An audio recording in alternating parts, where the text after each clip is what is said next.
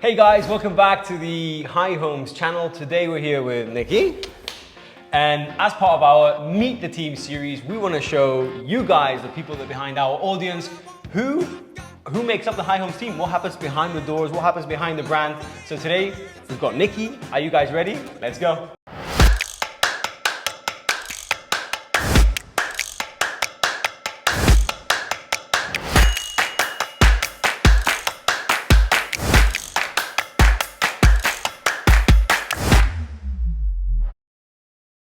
Hey Nikki. Hi Ken, good morning. Good morning. Hi. Well, I'm so excited about this one. Yeah, me too. So Nikki, for those people that don't know anything about you, you're going to discover everything about Nikki right now.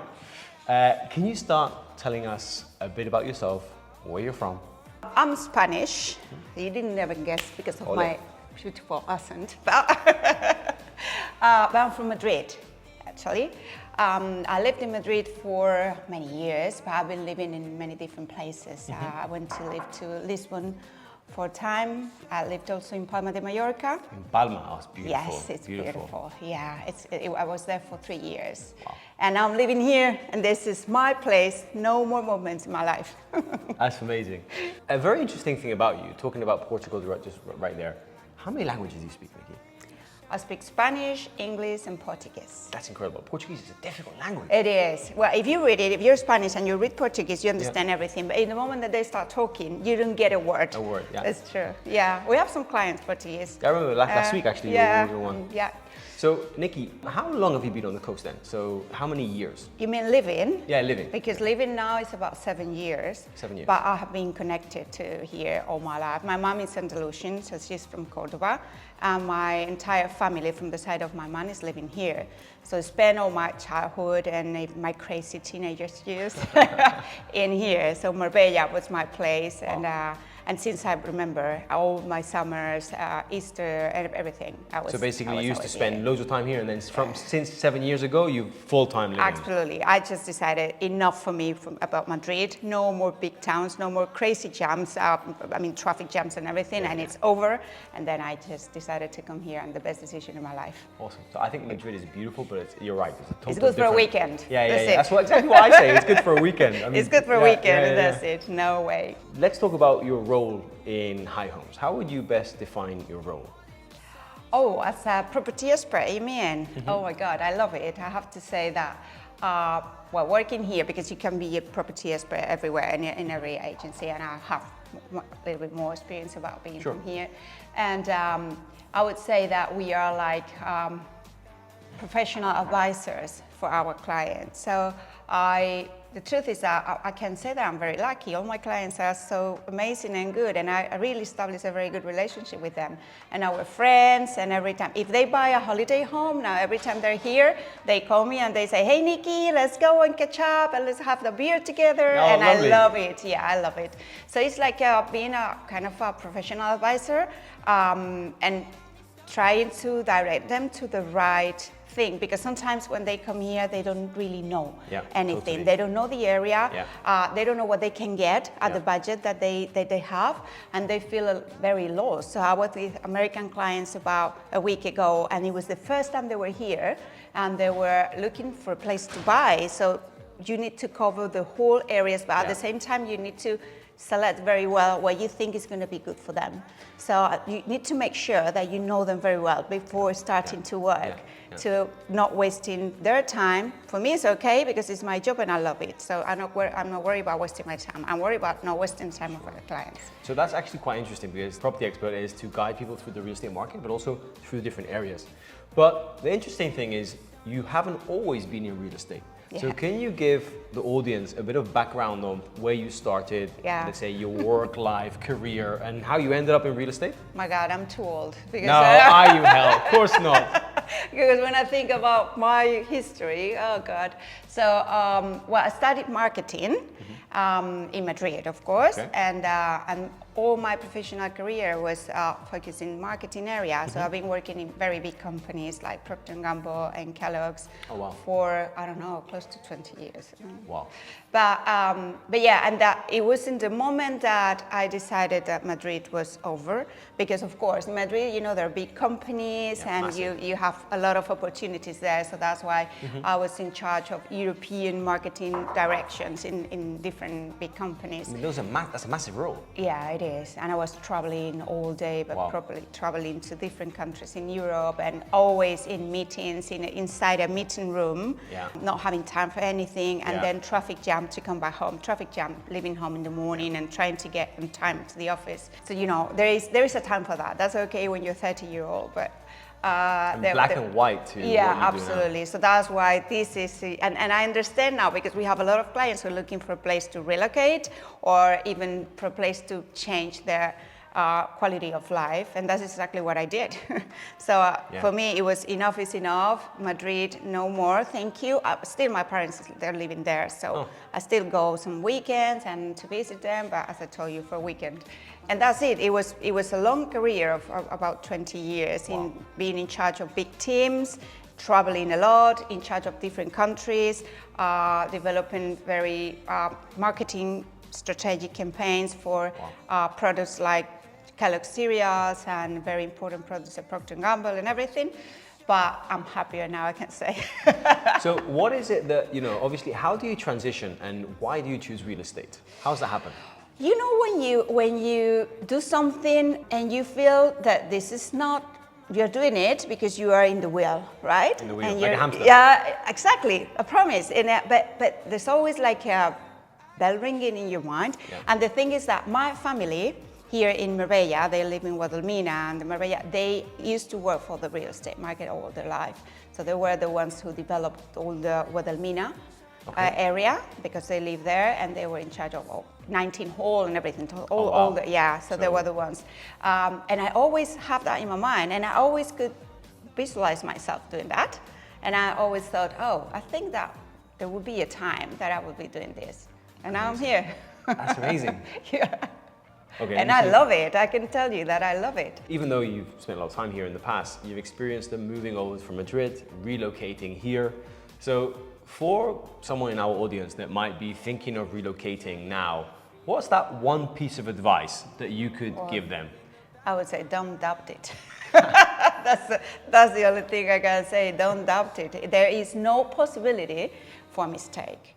You know, every time I'm touring with my clients, I tell them, because sometimes they say, oh, but we don't know about the area. Maybe we are like, you know, we're not sure about it. And then I say, well, there is no one client in my career now as a real estate agent, no one client saying, I made a mistake. Amazing. This is not the place where I want to be. So they said, this is the best decision I have ever taken in my life. We've done all of the Meet the Teams now. We've got a few to go.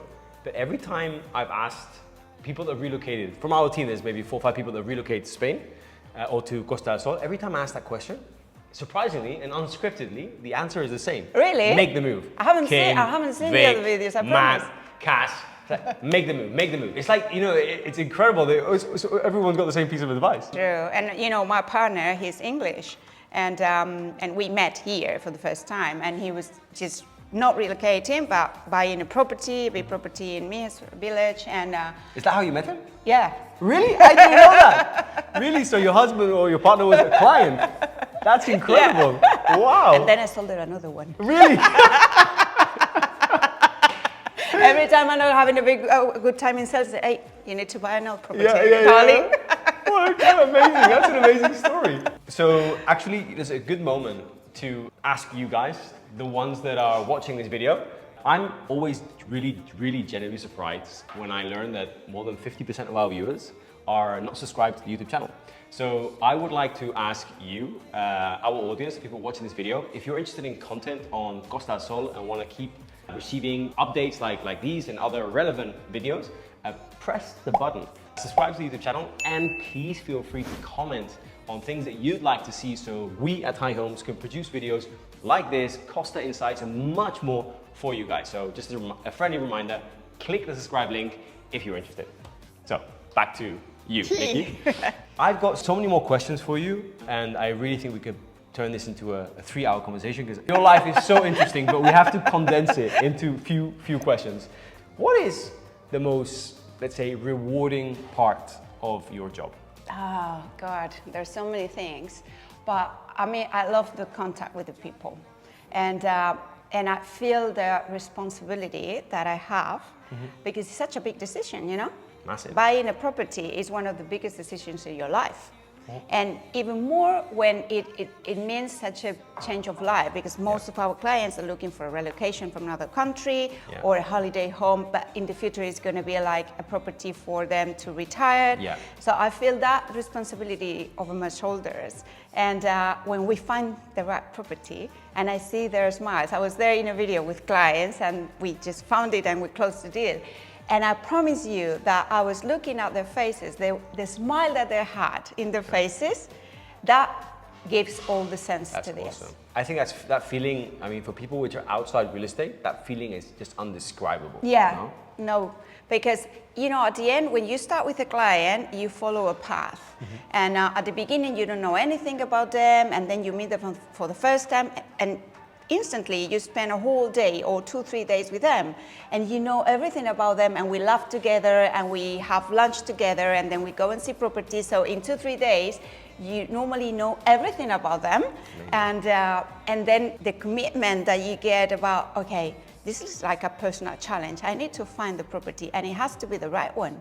And it's like, I have to do it. And then when you find it and you see those faces, that smile, and you know how important it is for them, this decision, it makes me feel like, okay, awesome, this is worth it. Amazing. Yeah, it's true. So then, to turn the question around, what would you say is the most challenging part? Yeah, the most challenging part of the role of the job.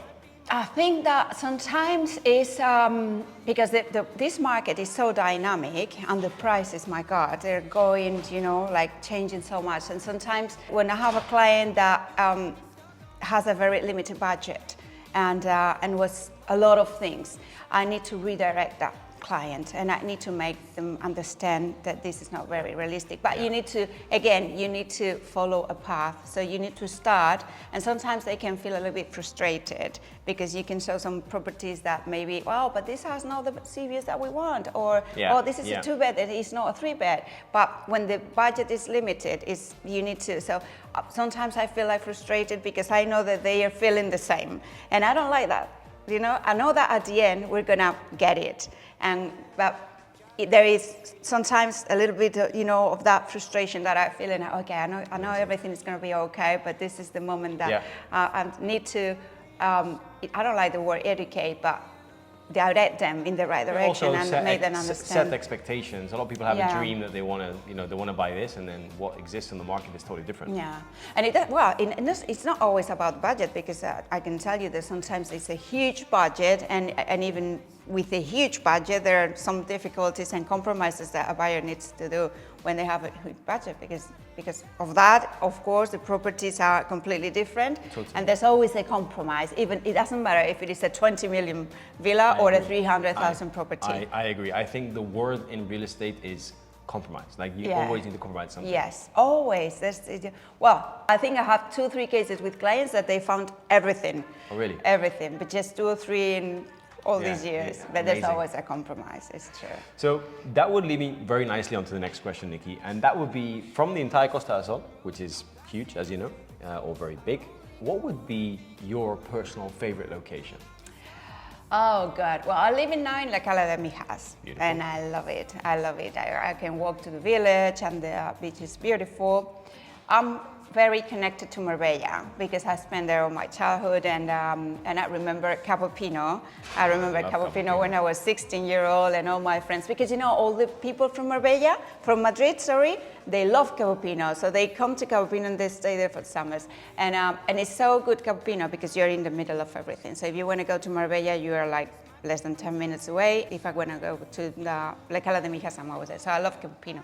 I think Capopino, I'm biased because I think Capopino is the most special place in the world. It is. And when I grew up, like there was always like, you would have all the kids from Madrid that will come down on the in summer, you know. It is the place for all the people from Madrid. It's like Capopino. It's a really special place. It like, is. It's magical, no? I think it has the perfect like mix Yeah. because it's Yeah. very strategic place. At the same time, you can be, you know, surrounded by nature. The villas are beautiful. Yeah. The beach is really good. It's one of the best beaches that you can have in Costa del Sol, and you are close to everything. So, yeah, it's very nice. Yeah, I love it.